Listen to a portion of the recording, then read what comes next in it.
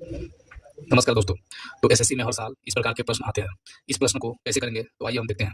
तो सबसे पहले हम प्रश्न को अच्छे तरीके से पढ़ेंगे। जैसे एक वस्तु की कीमत 20% कम हो जाती है, जिसके चलते ग्राहक इसका 360 रुपये में 2 किलो अधिक वस्तु खरीदता है। वस्तु का प्रारंभिक मूल्य ज्ञात कीजिए, प्रति केजी ज्ञात करना है। तो सबसे पहले आप देखिए यहाँ पर कि प्राइस दे रखा है। प्राइस दे रखा है, एक फार्मूला होता है क्या चीज, एक्सपेंडिचर। क्या होता है? एक्सपेंडिचर बराबर पीसी। ठीक, इसी का मतलब होता है कंजम्पशन। कंजम्पशन इसका मतलब होता है प्राइस, और हिंदी में बोले कंजम्पशन का मतलब होता है खपत, इसका मतलब होता है मूल्य, और इस एक्सपेंडिचर का मतलब होता है खर्च। क्या होता है? खर्च। ठीक, तो हम देख रहे हैं 20% मूल्य में कम हो जाता है, यानी जो पी की वैल्यू है 20% का मतलब होता है 1/5।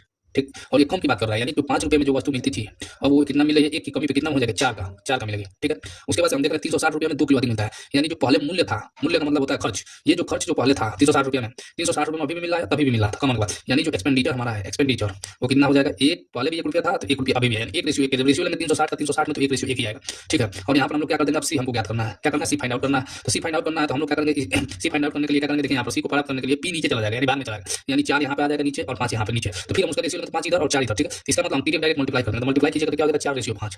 ठीक है, यहाँ पे देखिए, ऊपर देखिए, यहाँ पर ये हो गया, यहाँ पे देखिए 5/4 है और ये 4/5 है। इससे हमको ये पता चलता है कि जो अगर एक्सपेंडिचर सेम हो तो प्राइस और कंजम्पशन, जो प्राइस का रेशियो होता है, प्राइस का रेशियो वो कंजम्पशन के रेशियो का क्या होता है, रेशियो का उल्टा होता है। क्या होता है? उल्टा।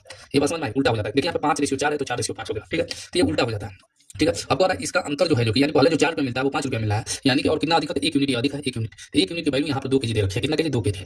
2 केजी दे रखी है। 1 यूनिट की पहले 2 केजी है तो पहले 2 केजी है, तो 4 यूनिट की वैल्यू कितना हो जाएगी, 8 केजी। बोलिए, और इस 8 केजी के मूल्य दे रखा है 360 रुपया। ठीक है, अब इसमें हम जब 360 में 8 से भाग देंगे तो 1 केजी का मूल्य कितना आ जाएगा, 45 रुपया। यानी पहले हम 45 रुपये में 1 केजी खरीदते थे और ये क्या हो गया, 20% कम हो गया। तो अब देखेंगे अब कितना खरीद लेंगे 1 केजी में। तो यहाँ पे देखिए 1 यूनिट की वैल्यू 2 है तो 5 यूनिट की वैल्यू कितना हो जाएगा, 10। ठीक है, यानी 10 यूनिट की वैल्यू 360 रुपया में है तो 1 यूनिट की वैल्यू कितना आ जाएगा, 1 यूनिट की वैल्यू 26 रुपया आ जाएगा। ये करंट प्राइस है, ये करंट प्राइस है। करंट प्राइस पूछे तो 36 रुपया और ये 45 रुपया। ठीक है, तो हम लोगों ने क्या सीखा है, हमको ये मद्देनजर, हमको ध्यान में रखना है कि जो प्राइस का रेशियो होता है वो कंजम्पशन के रेशियो का उल्टा हो जाता है। कब? जब एक्सपेंडिचर क्या दिया सेम रहा हो, सेम स्थिति में, तब ये उल्टा हो जाता है। तो चलिए इसी पर एक हम लोग सवाल को बहुत ही शॉर्ट ट्रिक में बताएंगे। एक और क्वेश्चन, अगला क्वेश्चन लेते हैं। तो देखिए यहाँ पर ये क्वेश्चन सेम उसी प्रकार का क्वेश्चन है। इसको हम लोग पहले जो अप्लाई किया है उसको जल्दी से हम कैसे हल करेंगे। जैसे यहाँ पर देखिए इतना की वृद्धि हो जाती है, यानी 16 सही 6% का मतलब होता है 1/6, यानी जो प्राइस होता है वो 6 से 7 हो जाता है।